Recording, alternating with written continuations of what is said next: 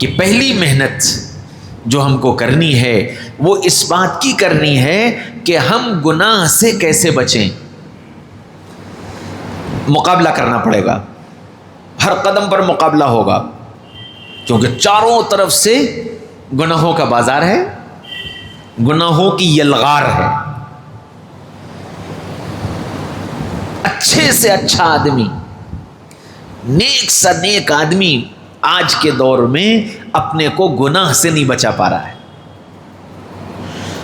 اور یہ سب سے بڑا معرکہ ہے اس وقت کا، اس دور کا سب سے بڑا جہاد ہے کہ انسان اپنے کو گناہ سے بچا لے.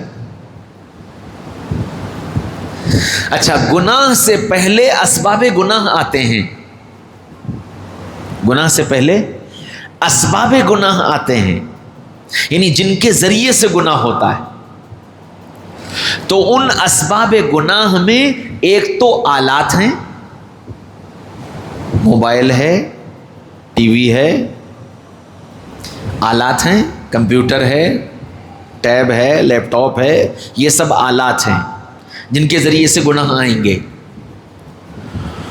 اور اسباب گناہ میں ایک سبب تنہائی ہے کہ آدمی جب تنہائی میں ہوتا ہے تو گناہ کا ولولہ پیدا ہوتا ہے، شیطان گناہ کرنے کو اکساتا ہے. تو اب وہ تنہائی میری گناہ سے پاک ہو جائے. اچھا، فوری طور پر کیا کرے؟ ظاہر بات ہے کہ ہم ایک دم سے ایسے تو ہو نہیں جائیں گے کہ تنہائی میں گناہ نہ ہو. تو کیا کرے کہ جب تنہائی میں گناہ کے خیالات آئیں تو تنہائی سے نکل آئے. تنہائی میں جب گناہ کا خیال آئے تو اس تنہائی سے باہر نکل آئے، چار لوگوں کے بیچ میں جا کے بیٹھ جائے، انشاءاللہ وہ گناہ اس وقت ٹل جائے گا. جو گناہ تنہائی کی وجہ سے کرنے کا داعیہ شیطان نے پیدا کیا، وہ داعیہ اس تنہائی سے نکل کے آ جانے پر فوراً ختم ہو جائے گا. کہ تنہائی بہت بڑا سبب آج کی دنیا میں گناہوں کا بن گیا ہے، اور اس میں سب شامل ہیں، چاہے جوان ہو چاہے بوڑھا، سب شامل ہیں. اپنے کو تنہائی کے گناہ سے بچائے، اور نہیں بچ پا رہا ہے تو تنہائی سے نکل آئے. تیسری چیز اسباب گناہ میں غفلت ہے کہ جب غفلت طبیعت پر غالب آ جاتی ہے تو گناہ ہو جاتا ہے. اور غفلت کا طبیعت پر غالب آنا یہ ہے کہ انسان آخرت کو بھول جائے، مرنے کے بعد اللہ کے سامنے کھڑے ہونے کو بھول جائے، جو کام میں کرنے جا رہا ہوں اس کا حساب و کتاب دینے کا خیال دل سے نکل جائے، گناہ کی لذت صرف نظر آ رہی ہو، گناہ کا مزہ صرف نظر آ رہا ہو. یہ غفلت ہوتی ہے. اور اس غفلت کو دور کرنے کا راستہ کہ غفلت دور ہوگی ذکر سے، کہ جب یہ غفلت طبیعت پر غالب آنے لگے تو فوراً اللہ کا ذکر شروع کر دے. اور اس وقت کا سب سے مجرب ذکر جو ہے وہ استغفار ہے کہ آدمی اپنے کو غفلت سے نکال لے. اور اگر ذکر کے ذریعے سے غفلت سے باہر نہیں آ پا رہا ہے تو فوراً اپنے آپ کو کسی دوسرے کام میں مشغول کرے. وہ غفلت جو اس کو گناہ کی طرف لے کر جا رہی ہے، اگر اس غفلت پر قابو نہیں پا رہا، اپنے ذکر کے ذریعے سے، دعا کے ذریعے سے اگر غفلت پر قابو نہیں پا رہا ہے تو فوراً اس کام کو چھوڑ کر کسی دوسرے کام میں لگ جائے، کام بدل دے، انشاءاللہ غفلت دور ہوگی. کہ یہ سبب ہے گناہ کے ہونے کا. پھر برے دوست ہیں جو اس کو گناہ کی طرف لے کر جائیں گے.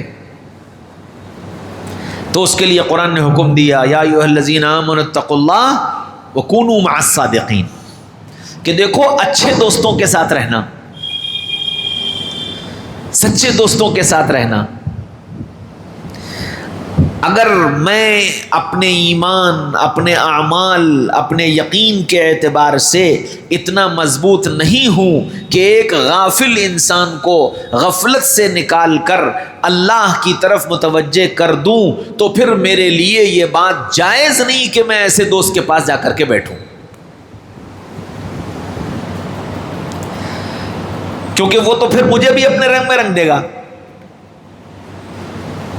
اگر یا تو میں اپنی ذات کے اعتبار سے اتنا مضبوط ہوں کہ میں غافل لوگوں کے پاس جا کر بیٹھوں گا اور میں ان کی غفلت کو دور کر دوں گا، میں گناہ گاروں کے پاس جا کر بیٹھوں گا اور میں انہیں گناہوں سے نکال لاؤں گا۔ اگر میں اپنی ذات کے اعتبار سے اتنا مضبوط ہوں تو بالکل ٹھیک ہے، کرنا چاہیے۔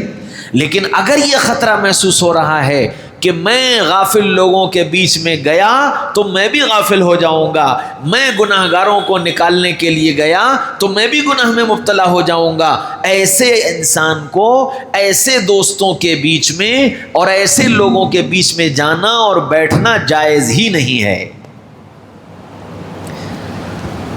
اس لیے غور کرے کہ میری دوستی کس سے ہے۔ صحبت صالح تورا صالح کند، صحبت طالح تورا طالح کند۔ اچھوں کی دوستی اچھا بنا دیتی ہے اور بروں کی دوستی برا بنا دیتی ہے۔ نمازیوں کے ساتھ بیٹھو گے تو نماز کے عادی رہو گے، اور بے نمازیوں کے ساتھ بیٹھو گے پہلے جماعت جائے گی، سب سے پہلے جماعت جائے گی اور پھر جماعت کے بعد پھر نماز جائے گی، طے شدہ بات ہے۔ اس لیے اب یہ دیکھو کہ میری دوستی کس سے ہے، میرا اٹھنا بیٹھنا کن لوگوں کے درمیان ہے۔ اگر ہم یہ چاہتے ہیں کہ ہم گناہ سے نکلیں تو وہ اپنے دوست دیکھنا پڑیں گے کہ ہم ان دوستوں سے کیسے نکلیں۔ دوست بدلو، اچھے دوست بناؤ، اور جب اللہ تعالیٰ اپنے اعمال پر اتنی استقامت دے دے کہ ہم برے لوگوں میں جا کر ان کو برائی سے نکال لائیں گے تو پھر اجازت ہے کہ جا کر یہ کام کرو۔ حضور اقدس صلی اللہ علیہ وسلم نے صحابہ کرام کو جو ایمان لایا اس کو پہلے اتنا مضبوط بنایا کہ وہ لوگوں کو ایمان کی طرف لے آئے،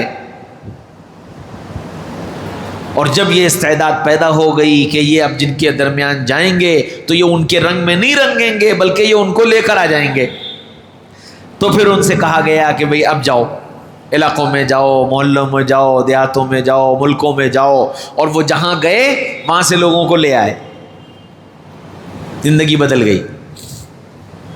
اس کی فکر کہ اس کے بغیر وہ چیز حاصل نہیں ہوگی جو ہم چاہتے ہیں۔ صرف زبان کے بول دینے سے کہ جی ہم جنت میں جانا چاہتے ہیں، ہم نیک بننا چاہتے ہیں، ہم متقی بننا چاہتے ہیں، یہ خالی زبان کے بول دینے سے یہ چیزیں نہیں ملیں گی۔